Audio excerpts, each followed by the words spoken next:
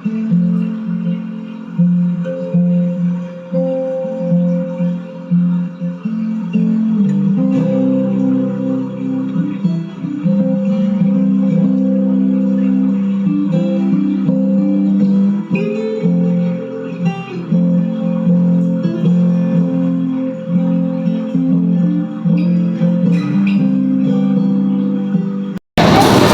kasi kapag linggo mga boss na yun.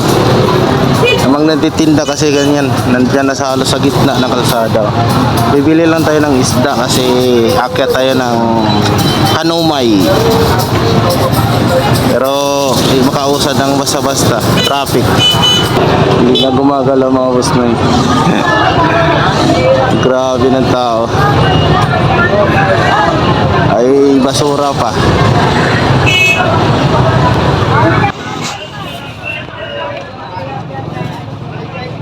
Ayo, kagaganda ng ganong ko. Ganun ko po yan.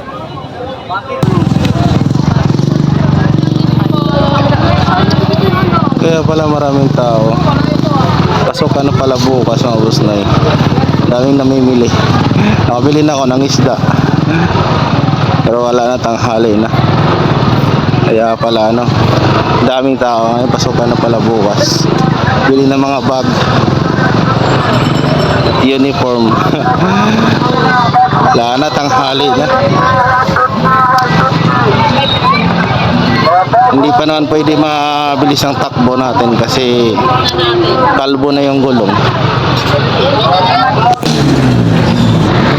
Tayo talaga mga Pilipino, mahilig talaga sa last minute, no? Pasok ka na bukas, ngayon palang bumili tayo ng mga notebook, pastilan.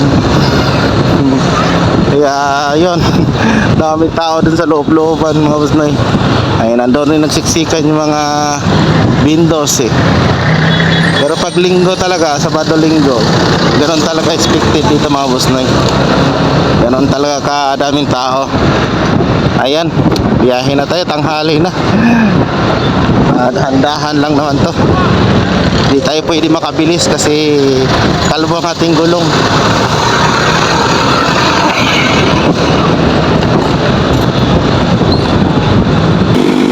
Ay nako. Mapuputokan tayo ng ano ito, pantog. Inghi na ako mga boss, dito na ako sa ano to, Kabading ba? Tama ba ako? Ayan. Ayan, dala natin mga boss na yung nasa bag mga boss na yung school supply mga boss na ibigay natin. Ayan. Late na tayo. Sobrang traffic sa Divisoria, grabe. Ang tagal nakausad mga boss na. Ang init pa oh. Pero okay lang. Caring naman, caring. Grabe, ngihi na talaga ako. Ay, nakabili na rin tayo ng isda. Okay na rin. Sakto lang yung biyahe natin mga boss na. Alas 12 nandoon tayo. Wala na, kalbo na yung gulong mo. Tapos yung shock na yan tumutulo. Pulang dugo. Itim na dugo. Ano na yan, shock na, papalitan na talaga. Ay nako, kalbo na rin oh.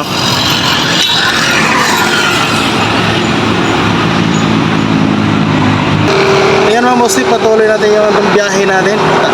Parang sakto lang to doon sa oras mga boss na. Tanghalian. Tanghalian. Pero nandito bang isda natin, no? Ang luluto pa yan. Tamang tama mga boss na. Ayan mga boss na, dito ako madalas dumadaan kasi medyo okay yung kalsada dito. Doon sa kabila kasi sobrang lupak doon. Ayan, hindi pa ginagawa. Kasi dito ginawa kasi itong kalsada eh. Doon sa kabila talaga daming lupak.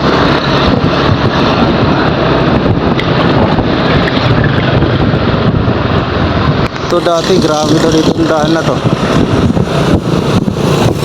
Sobrang sira to.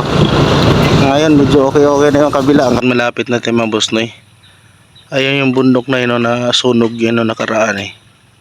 Medyo naanuhan na ng mayroon ng mga damo. Ayan.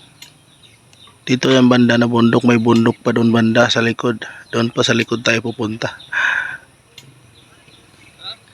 Ay, malapit na tayo mabusnoy. Ayan mga busnoy, dito na tayo. Pero nasalubong ako doon. Kilala ko. Wala daw sila tato dito. Andyan sa bahay nila. Baka doon sa Bukirin yun. Ayaw pa naman yun. Ang tahimik dito Tapos na yung samba. Nandun dyan lang yata o umakyat ba doon sa gulayan nila Pastilan. Mag-ano lang tayo ng bata kung nasaan sila. Pero nandito lang yan kasi naman linggo na kakatapos lang ng samba. Pero nasaan kaya sila? Nandito naman si Lula pala.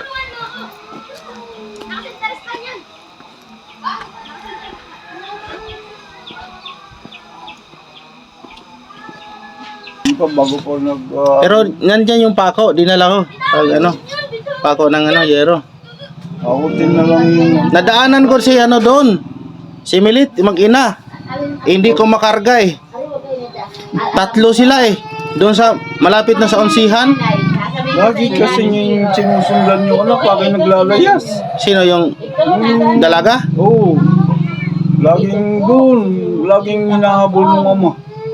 Punta ng buso-buso, hanggang sa musik, hanggang libis, galang-gala, na kaya lagi sinusundan. Sino kasama nun? Bata? Wala nga, kahit isa lang, tumata kasi. Lalakad lang. Kaya pala, hindi ko makarga kasi. Yung shock din, pumutok nung nakaraan yan. Yung shock yan, sa likod. Dalawang malaki, isang bata. Okay lang sana kung dalawa sila. Uy! 3 sila Dalawang malaki. Mahirapan ko na. Oo. Tapos doon sa onsihan, kaya hindi ko nasakay yung mag-ina. Ayan mga busnoy, dito na kanina pa natapos yung simba nila. Kaya grabing traffic din talaga.